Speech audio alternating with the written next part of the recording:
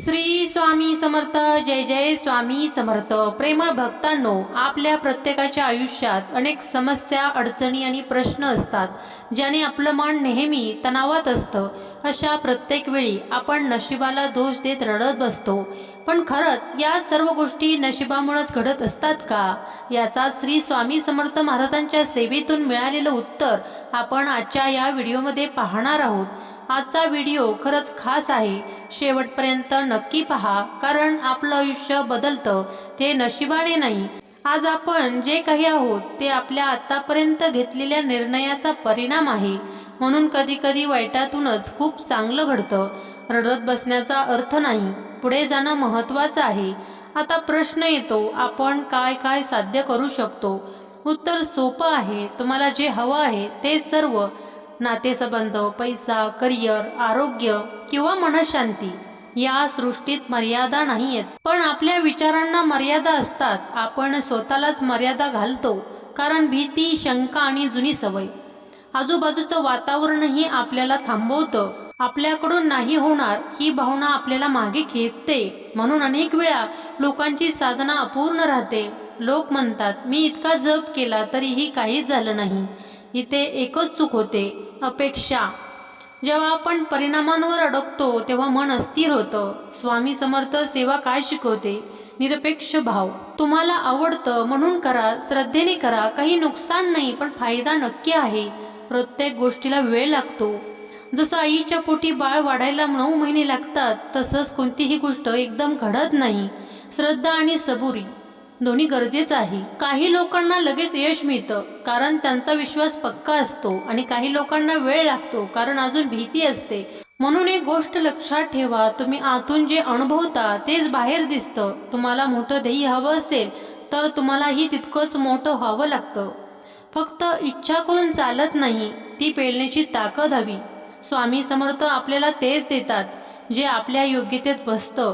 जेव्हा तुमचे विचार, भावना आणि कृती एका दिशेने जातात तेव्हा तुम्ही आकर्षणाचा केंद्रबिंदू बनता. मग गोष्टी तुमच्याकडे येतात. तुम्हाला त्यांच्या मागे धावावं लागत नाही. आता एक सोपी पद्धत सांगते. डोळे बंद करा आणि स्वतःचं नाव घ्या. स्वतःला सांगा, मी स्वामींच्या कृपेने माझ्या सुंदर घरात राहते किंवा राहतो. त्या घराचं चित्र मनात आणा. आनंदाने ते अनुभवा. कुटुंब, आनंद आणि यश सगळे स्पष्टपणे पहा. आणि शेवटी मनापासून म्हणा, धन्यवाद स्वामी. हे रोज करा. तुमचं मन हळूहळू त्या दिशेने काम करू लागेल. स्पष्टता आणि सातत्य हीच खरी किल्ली आहे. काय हवं आहे ते स्पष्ट ठेवा, त्यासाठी प्रयत्न करा आणि परिणामांवर अडकू नका. 3 महिने, 6 महिने वेळ लागला तरी चालेल. पूर्ण श्रद्धेने म्हणा, श्री स्वामी समर्थ, आणि तुमच्या निवडींनी तुमचं आयुष्य घडवा. आता आपण एक खूप मोठा गैरसमज दूर करूयात. का अनेकांना साधना करूनही परिणाम दिसत नाही? अनेक लोक म्हणतात, मी जप केला, स्तोत्र म्हटला, तरीही काहीच बदल दिसत नाही. मग त्यांनी स्वतःच्या मनाला एकच प्रश्न विचारावा, तुम्ही अपेक्षा का ठेवताय? तुम्ही साधना करताय की सौदा करताय? इथे एक गोष्ट लक्षात घ्या, ज्याच्याकडे गमवण्यासारखं काहीच नाही त्याला भीती नसते, आणि ज्याला भीती नाही तोच पूर्णपणे मुक्त होऊन साधना करू शकतो.